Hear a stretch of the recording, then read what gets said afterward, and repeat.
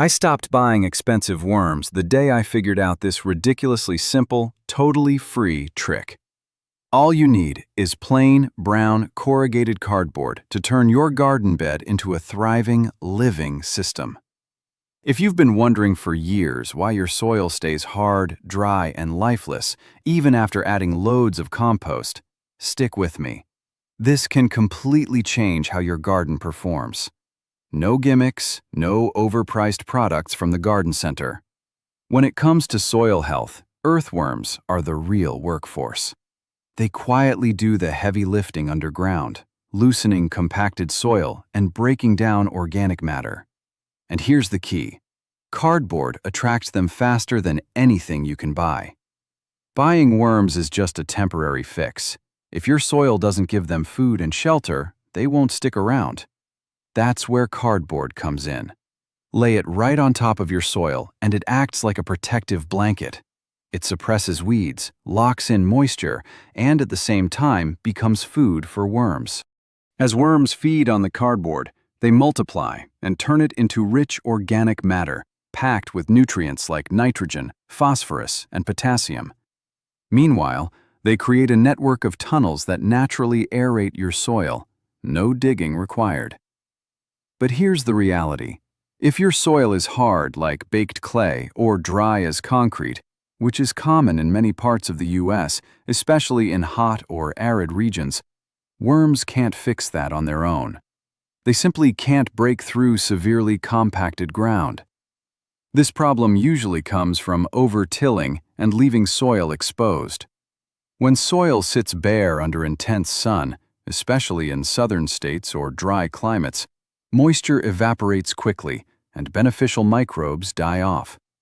The surface hardens after every watering or rain, cutting off airflow to roots. Plants struggle in that kind of environment. Roots can't breathe, and nutrients get locked up in the soil instead of feeding your plants. Adding compost to dead, dry soil without fixing the structure first is basically a waste. It won't work the way you expect. Worms and beneficial microbes are drawn to dark, moist environments.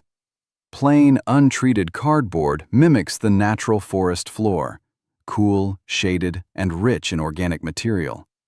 That layer becomes the perfect habitat for worms and soil life. Think of it like tucking your soil in under a blanket. It protects everything underneath from heat and drying out. In that protected space, worm populations can grow quickly. They break down the cardboard and leave behind castings, one of the best natural fertilizers you can get. If your soil is especially dense, lightly loosening it with a garden fork before laying cardboard can help.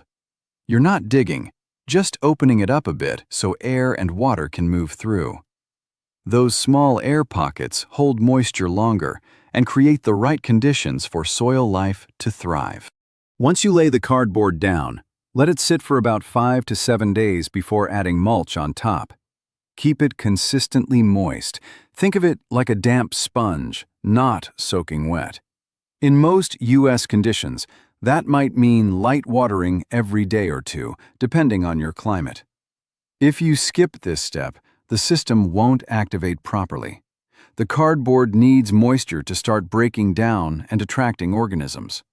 Under good conditions, you can end up with dozens, even hundreds of worms in a small area. Add a thin layer of organic material on top, like leaves, straw, or grass clippings, and their activity ramps up even more.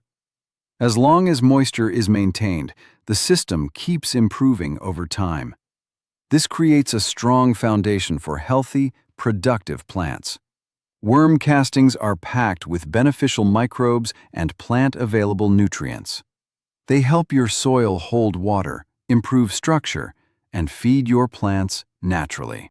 As worms move through the soil, they create channels that act like ventilation systems.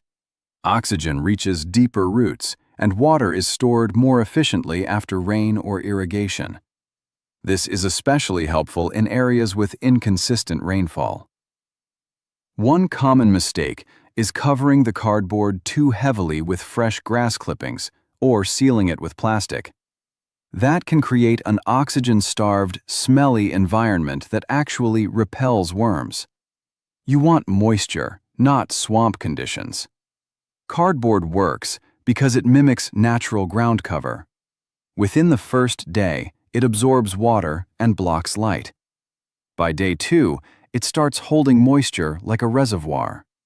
By day 3, the breakdown process begins, and worms start moving in from deeper soil layers. Within about a week, you'll see real activity. The soil begins transforming from dry and lifeless into something soft and full of life. Using 2 layers of cardboard can work even better, especially in hotter regions, because it helps regulate temperature and moisture. Always avoid glossy or heavily printed cardboard. Those can contain chemicals you don't want in your soil. Stick with plain brown boxes, like shipping boxes from online orders. Before laying them down, remove any tape, staples, or labels. Tear or cut the cardboard into pieces and overlap them so there are no gaps. Even small openings can let weeds push through. One thing most people don't realize is that certain inks can contain harmful substances. That's why it's best to keep things simple and use clean, untreated cardboard. Once everything is in place, soak it thoroughly. Don't just sprinkle water on top, it needs to be fully saturated. Dry cardboard will actually block worms instead of attracting them. When it's done right, this simple setup can turn hard, lifeless soil into rich, workable ground in just a few weeks.